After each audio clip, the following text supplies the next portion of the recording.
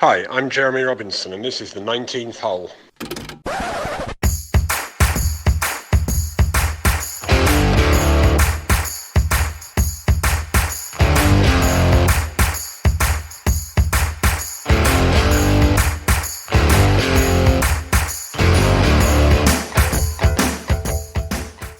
Hi, I'm Jeremy Robinson and welcome to the 19th hole, brought to you by glal.uk. This is the first episode where we've moved away from Zoom.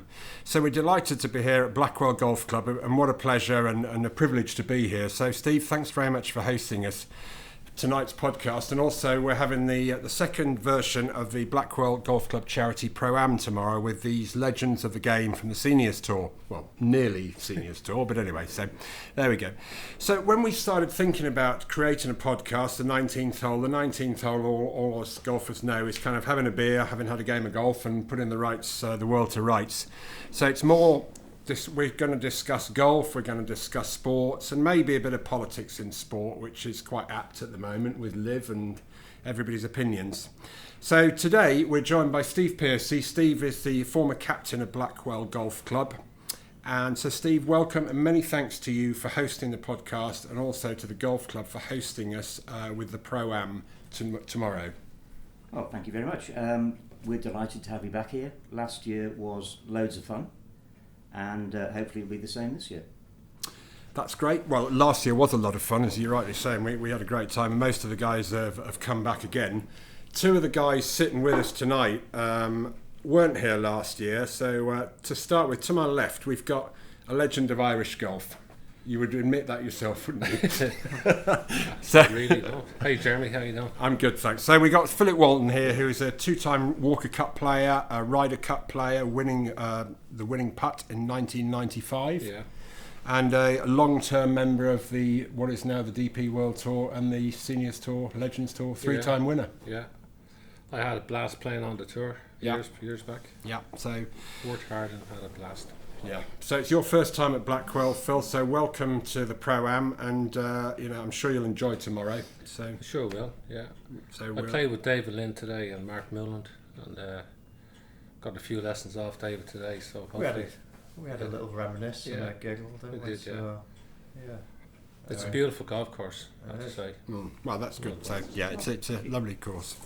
So, and then completing the crew tonight, making up our four ball, is Dave Lynn, who corrected me in the first podcast, telling me he was from Wigan when I thought you were actually from Stoke. But there we go. So I've learned something new, and I've remembered it, Dave, as well. Yeah, well done. So thanks for coming. Thanks for coming to Blackwell, and thanks for making up the football. Remember your name because it's written down. I know, I've got it written down, but anyway, we're getting there. Old age brings on memory lapse. So thanks a lot for joining us, Dave. Anyway, so going back to you, Steve, as the club captain, the club here is, not a lot of people know, but it's steeped with a lot of history. Bobby Jones played here, with Dr. Tweddle. So if you'd like to just give us a little bit of brief background of the club. Okay. I'm not trying to put you on the spot or anything, but The club was formed in 1893. This was farmland, this was the farmhouse, and it was originally 9 holes.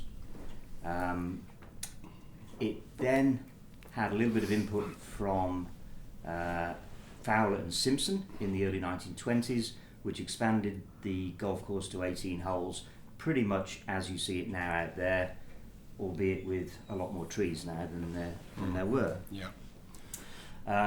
Sort of straight after that, there seems to have been a number of money matches played here. Some well-known professionals played in those in the early to mid-20s, including Walter Hagen, and there are black and white photographs out of there which document all of those events. I suppose for Blackwell members, the most interesting part of this, which you'll be very well aware of, given family connections, is that in 1930, the day after Jones won his Open Championship at Hoylake, he came here and played golf with his good friend Bill Tweddle, Dr. Bill Tweddle. They'd been opposing Walker Cup captains at Chicago Golf Club. They came here to play golf, and whilst there's no record of the outcome of that particular match, A few short years later, Jones went on to found Augusta National Golf Club, and lots of people say that there is a very distinct design relationship in the 12th at Augusta and what is currently our 13th here at Blackwell. Now, there's no documentary evidence that I'm aware of to say that that is correct and is fact, but circumstantially he was here very shortly before he designed that hole at Augusta, which is a lovely story and one that we're happy to perpetuate. So you've obviously got a nice reciprocal then with Augusta, have you? You just bob over there and play when you want. Well, a lot of players, a lot of members here have. I'd be pressing for that. I will tell you a story though. As Steve rightly says, Dr. Tweddle, who was a member here, who was captain of the Walker Cup, and he won the Amateur Championship in 1927, and he became captain of the RNA in 1961. He is actually, I'm married to a Tweddle, so my wife, Dr. Tweddle, was my wife's grandfather. So a story goes, and I remember, it's not a story, it's a true fact actually, talking about bobbing over to Augusta. My father-in-law has now passed away. He came into our house one day and he was telling my son Ben, who's now 26 and a pro, when Ben was about 10, about Augusta. And Ben said to him, he said, "Grandad, the biggest mistake your dad ever made was turning down a membership at Augusta." And what happened was, when Jones first opened Augusta and he first had the Masters, he invited Bill to go and play in it, but he was a practicing doctor and he just couldn't afford the time. There was no planes and everything, it was boat, so he didn't go. And if he'd gone, he would have been a member at Augusta and that would have passed down through the family. Are you sure that's not just a load of old twat? No. No, that is absolute gospel. That is an absolute gospel truth. So it would have taken a month to get there, wouldn't it? It would have taken a long time. Yeah. I mean, and get back. And he had to come back, Phil. He couldn't just stay there. He had to come back in. So, but anyway, so there is a lot of history here, and we sit here in the members' bar, as it were. You know, all the beautiful trophies and everything. So, I say thanks very much for having us. It's a pleasure. The course looks, I haven't played today, but the boys have played. The course looks in fantastic condition. So we're all looking forward to a good day tomorrow. I hope the field of the ladies' captain's day hasn't chopped it up too much. No, well, no. Hopefully it won't today.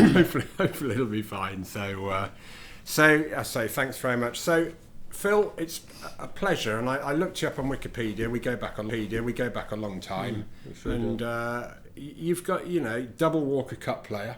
Where, years and venues of those? First year was Cypress Point. Very nice.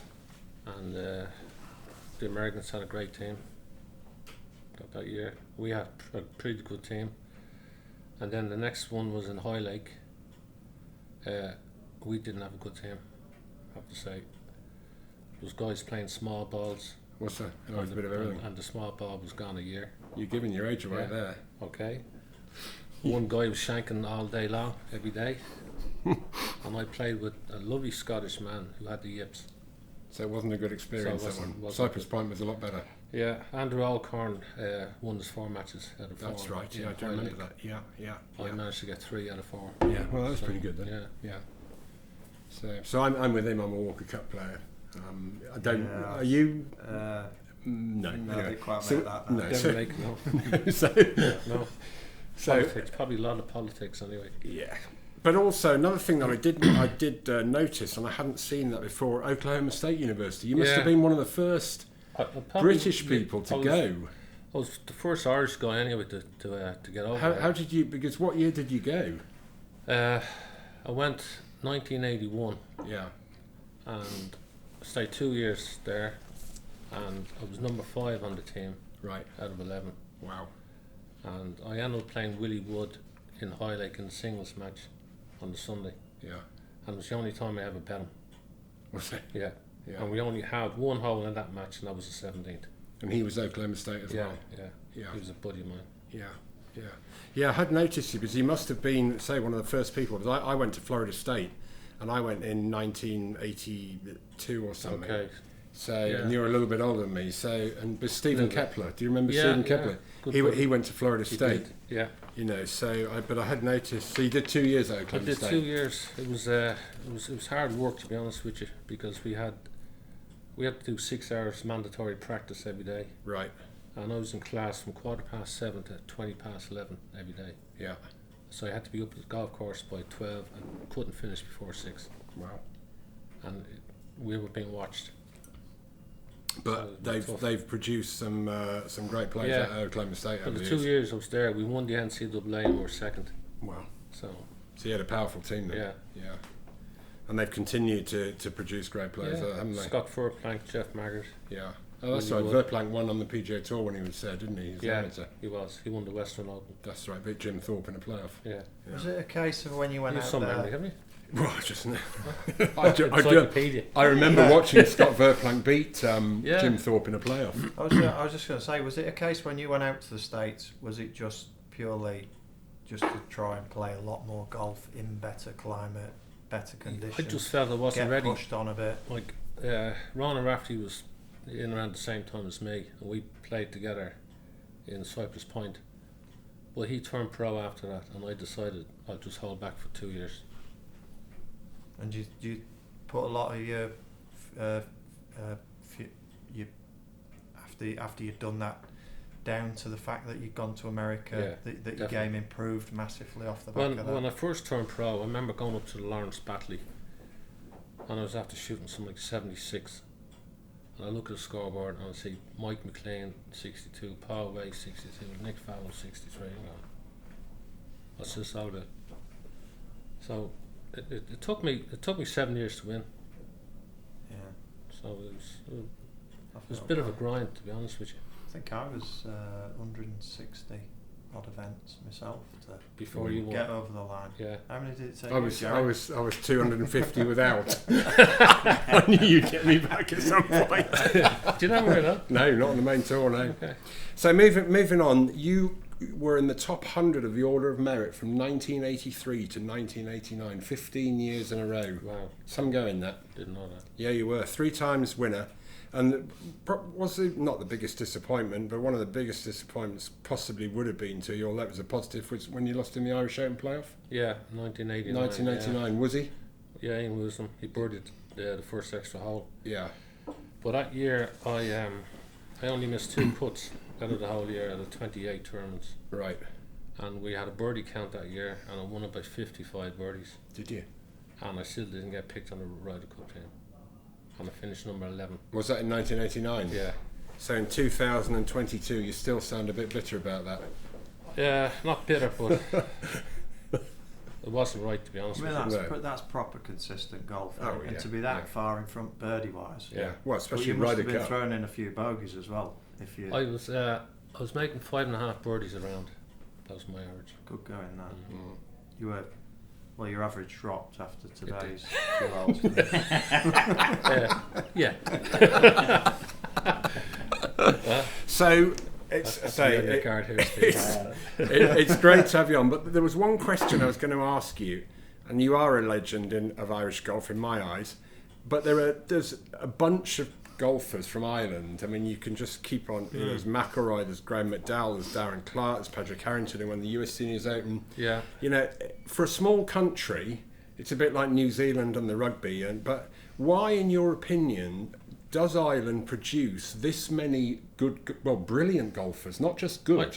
There must be a reason for it, because Proper courses, aren't it's- it? I think it must be that, because it can't be the money that they it's not put the- into but it. From I the, think from the clubs back home, like I was part of a golf club where your father had to be a member, and my father wasn't a member. But my mother met Tom Craddock, who was a Walker Cup player. yeah. He was captain in 1972, and he got me in, right. But in that golf club, there must have been 50 juveniles when I joined it. And I think that's the way it happens in Ireland. All the kids are brought up together. Yeah. But I mean, but in England, Starts- there's junior sections and there's I don't Proper know, golf 30. courses though, aren't they? I Yeah. think it's You- for you- that reason. Plus, we get worse weather. I have to say, Yeah. flying over to this morning, it was peeing down. Yeah. It was actually cold in Dublin this morning. Mm. And the winds we get, like you guys don't get the winds that we get. But I agree with you. I think it's the quality of the courses. Yeah. I mean, the courses are so good. I mean, this Yeah. is a great course, but there's so many good courses for the relative people who are playing golf, really, isn't there? So you've got every chance of playing on a great course. Well, we've over 400 golf courses, Yeah, and we've only a small population, Yeah. over 5 million. yeah. So I mean, we talk about the golf courses there, which are so good. You've obviously played golf, Steve, in various different places. Ireland, a good place for you to go and play. You enjoy it? Of course, what's not to enjoy? Yeah. Um, I mean, not talking about Guinness. I'm talking about. I was just looking at it. Yeah, I'm just talking about the golf to start with. No, second to none. Yeah. Really, really good. I wouldn't like to say whether it's Scotland or Ireland, but I'm a Welshman. I was going to say. Yeah. Really, in Wales, there isn't that same number of high quality golf courses, links golf courses that you see in Scotland and Ireland, which is a bit of a shame. There's Shane Lowry as well. Shane, well, I mean, you could just keep on Yeah. going. I mean, Shane Lowry, I forgot about. Well, I didn't forget about him. Yeah, But so many major winners. Especially in that Harrington. short period of time. Harrington, with winning the two. But he grew up on a really hilly golf course. I mean, you played once, you wouldn't go back to it. Yeah, but he was a dedicated, Yeah. a dedicated practicer, wasn't he? I've never seen anyone practice. Works hard, yeah. Him and VJ Singh were the most. Unbelievable. Yeah, I mean, it was just like relentless, wasn't it? VJ wore out Dave. Yeah, he did. Yeah. Another 2 bucket of balls, Dave. So, and Dave, your favourite course in Ireland? Well, I've been very lucky to play Old Head. Oh yeah, I've Actually, played there. Yeah. And I played it for 2 days in absolutely flat calm, Yeah. blazing sun. So I saw it at its best. But it could probably be the worst place I've ever been in my life if the weather turned, But yeah, what an amazing piece of land that is. And to have I a haven't course played on it. it. Oh, the scenery is just. I mean, I played when it was a nice day as well, and the scenery is unbelievable. I mean, you could never have a pro tournament. You could never have a big tournament around there because the people are all falling off the side of the cliff. Yeah. They wouldn't be able to watch. They wouldn't have any They won't let spectators. John, it's too windy. Weren't they? No, Oh, I could believe it. Well, there you they won't go. let John. Yeah. So it was. It's a great course, I've got to say. But Ballybunion, another one. I actually remember playing at Ballybunion in the Irish Open. Yeah, best And one I- I've played. And I played with Elazabal. I remember when he broke his driver, and I looked back, and it was like a swarm of bees around the wheelie bin when he put his driver in. But the one thing I remember about that Irish Open was, if you look down to the right, I can't remember what hole it was. It ran along by the beach, and it said, "I love Phil Walton" on the beach. Someone had put that in the sand. It's the 11th. Yeah, that's what they done. I'll tell you a quick funny story from Must be the Ballybunion. Ballybunion was just a massive carnival atmosphere. Yeah, it was all unbelievable. week in the town, It was so unbelievable. It was hard not to Yeah. get party. Yeah. So do you remember the late Josh Van Stiphout, the Yeah. psychologist? Oh, yeah. Yeah, I'd been talking to him for a few weeks with a view to possibly working with him. So I hadn't made my decision. I'm in Ballybunion. I'm stood watching all this carnival go down the street. I've got my pint of Guinness. I'm show us what you're doing. now, and I'm stood outside this pub.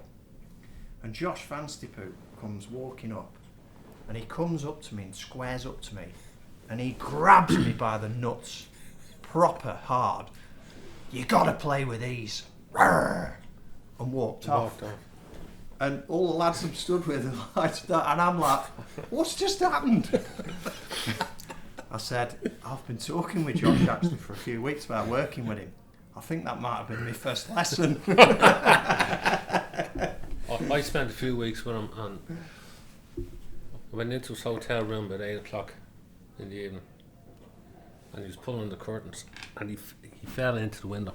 He was that pissed. yeah. And I said, listen, I'll call back tomorrow.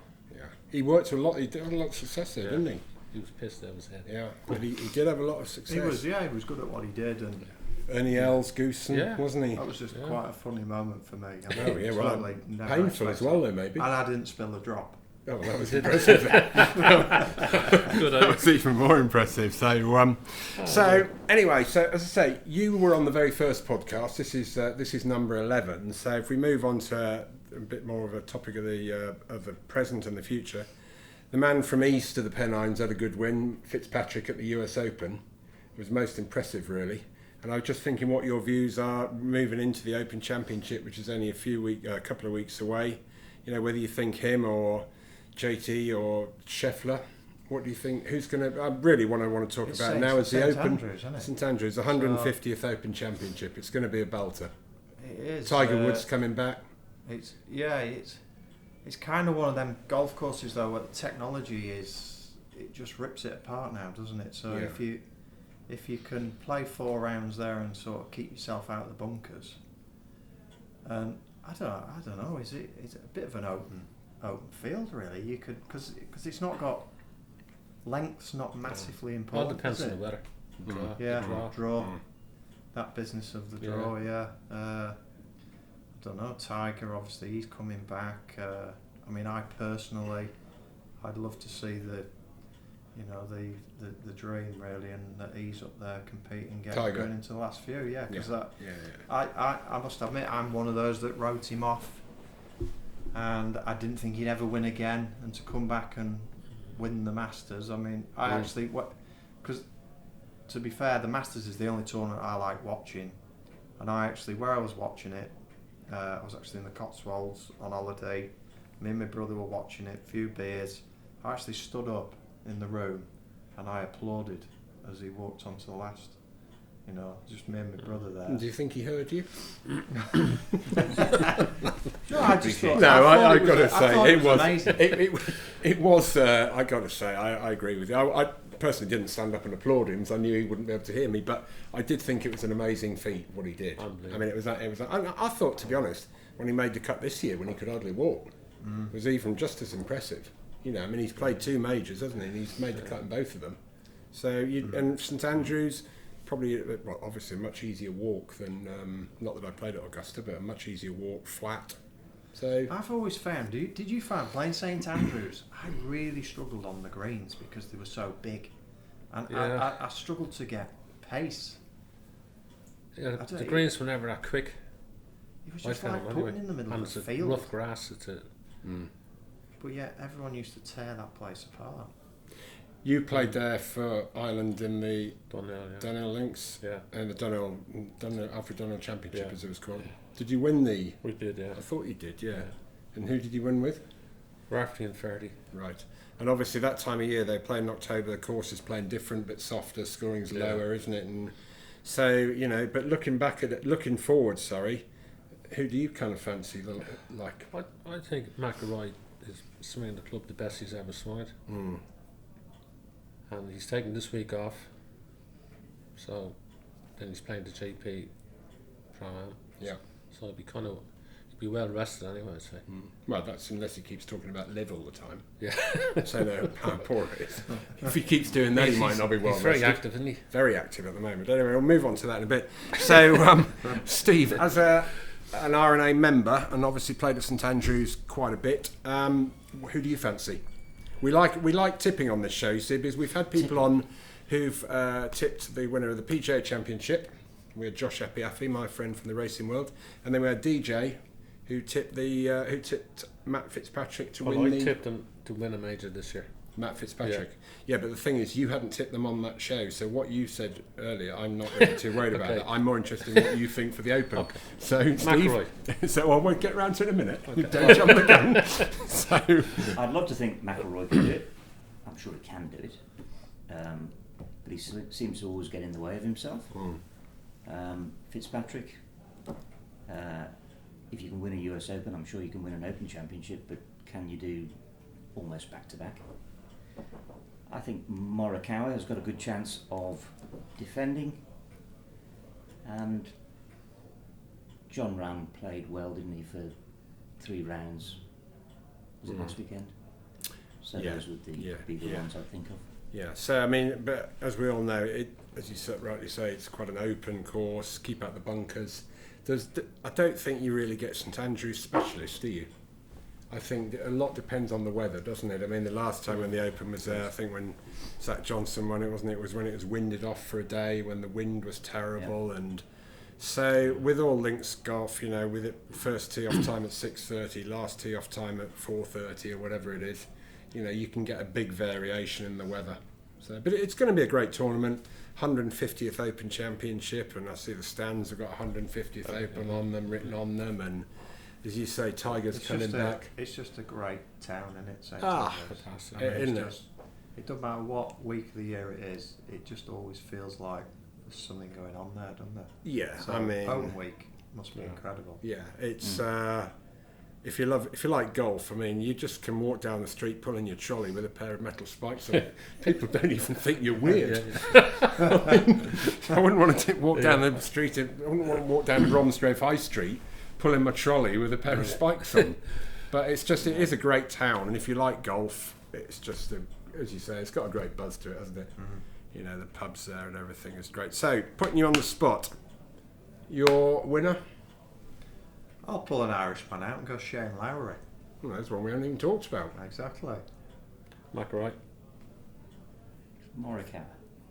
And I'm going John Rahm. I think John Rahm will win a major, another one soon. Whether it'll be this one, I don't know. But he's, as you rightly said, he played well. His putter's not quite as hot as it was, but I fancy John Rahm. So anyway, so the next topic of conversation we'd like to talk about, and it's an interesting topic of conversation. Not that a lot of people are talking about it at the moment. But obviously, the LIV Golf Tour has taken the golfing world by storm at the moment. So we spoke about it before, and that was a couple of months ago. We've had a good few chats. We've found it quite entertaining. We've had plenty of chats, and it's amazing since when we did the first podcast a couple of months ago, how quickly it's moved on. So now the thing's it's just rolling, isn't it? Yeah. I've had a FaceTime conversation with somebody who I won't mention, who's very close to it all, and wow, some of the things he's been saying. This thing isn't even geared up to start proper until 2024, which is when they're going to have these teams of 4. They're going to have a pot of money. And players are going to be dropped out of teams, and you're going to be buying other players in. The concept to me sounds great. It's different. But the problem we've got at the minute is obviously all this political stuff with where the money's coming from, which I personally think a lot of people are getting on the moral high horses about, when we could basically link each and every one of us to the Saudis, because we all fill our cars up with fuel, or we have done at some point. So I personally think that what's going on is it's shaking the world of golf up, and I think you need a little tree shake every now and then, because the PGA Tour have now suddenly found a lot of money which they're going to throw into the end of the season. The European Tour, not so much. The DP World Tour, not so much that they've found to change what's going on with their tour, but they're kind of, I don't know, I feel they've not kind of properly taken a stance on it. But I personally feel that if they were to not put any restrictions on players, but I think this could work to their benefit personally. But who am I to say? I'm just. That's my opinion.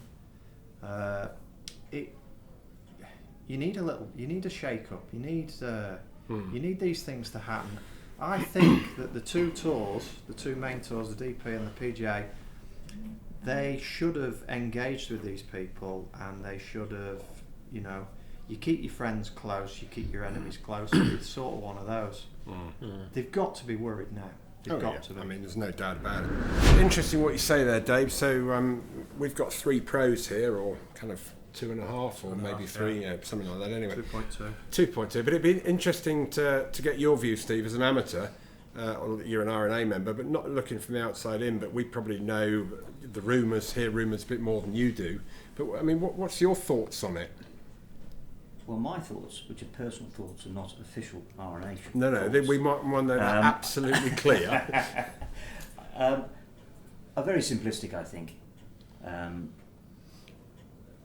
The rest of the world are doing business with Saudi Arabia. I think it is naive to expect golf professionals not to do so. And the two established tours really should have been talking to LIV much earlier.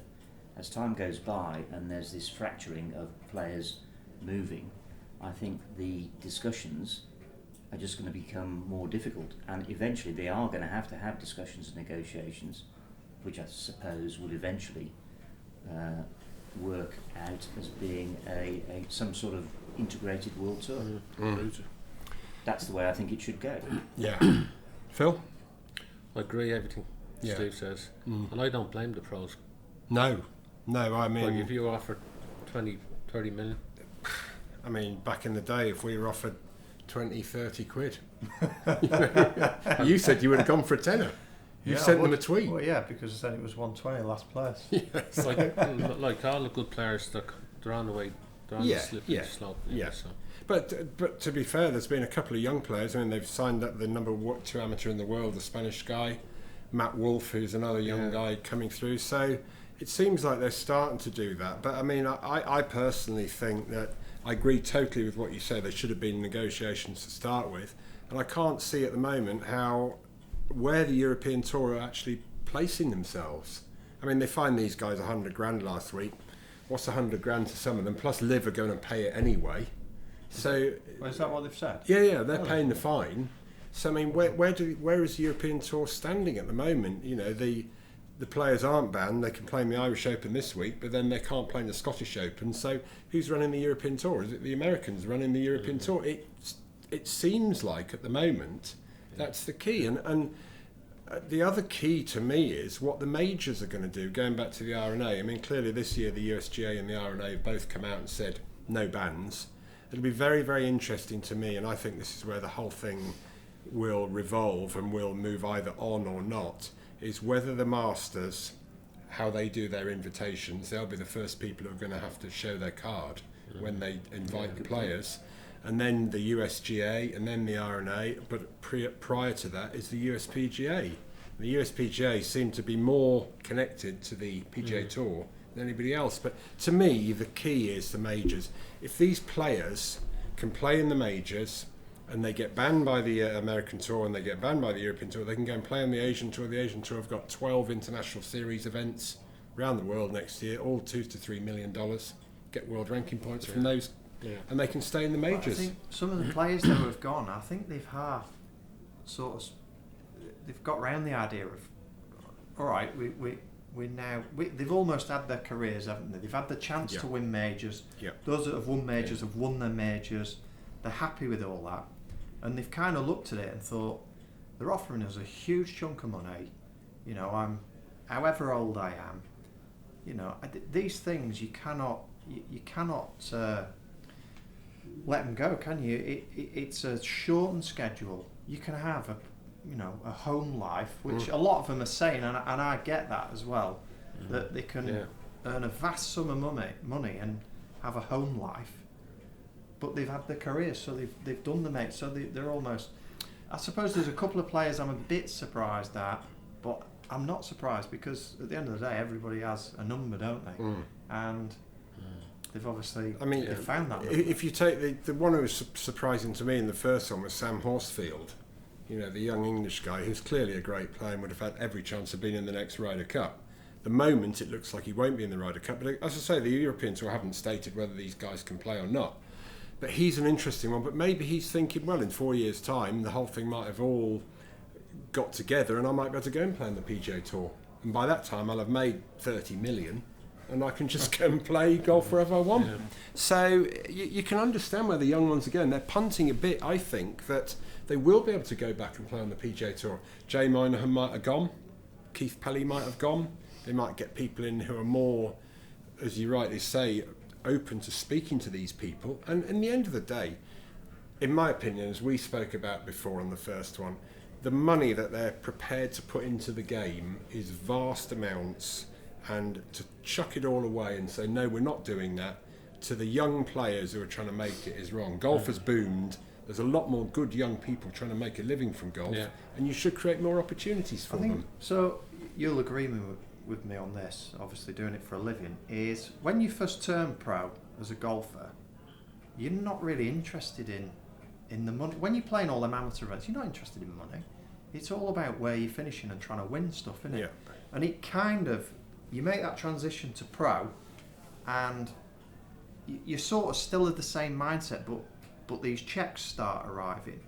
And the more tournaments you play where checks start arriving, it becomes more,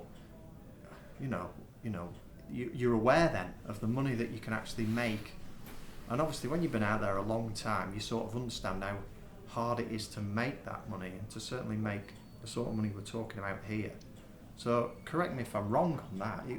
It was, I always sort of just wanted to, try and finish as high as I could, and the money was a bit of a byproduct. I think But when then you, your mindset changes. but the I think longer when you you're do an it amateur, for.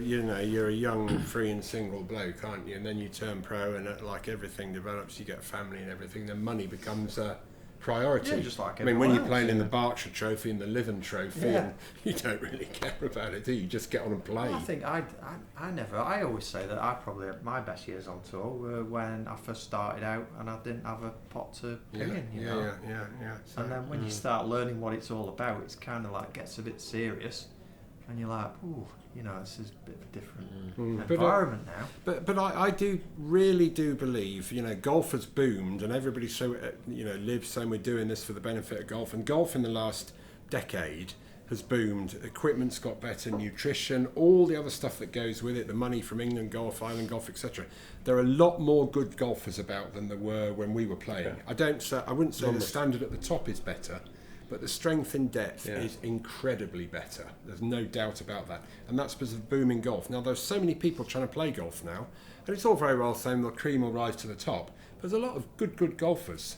Yeah. And, you've got to try and give them an opportunity to play and not chuck the towel in. True. And all this money that has been possibly stonewalled by the European Tour, to me, is totally and utterly wrong. Because I think it would feed down into the lower tours, and it also might feed into the seniors tour. And it's all very well saying, let's get together with the PGA Tour, but I just think it's, I personally think it's wrong. And if it comes to a vote on whether the European Tour are taken over by the PGA Tour, or merge, as they would say, I got to say, I would vote against it. Would you? Yeah. I would vote against a merger with the PGA Tour until all avenues have been explored, like you were saying, with the Saudis, whoever they might be. You've got to explore these avenues to make the right decision. That's my opinion on it anyway. Which way would you vote? Yeah, I agree. I've I mean, would you vote with a merger for the PGA Tour or not? No, because I think the PGA Tour will use the DP World Tour as a breeding ground to feed their tour, is my personal opinion. Yeah. And I think the European Tour, I loved the European Tour. I loved everything about it, the people, the tournaments, and I was fortunate enough to play PGA Tour as well. Different animal. But I think what the European Tour have is something special as well, with everywhere they go and their tournaments. So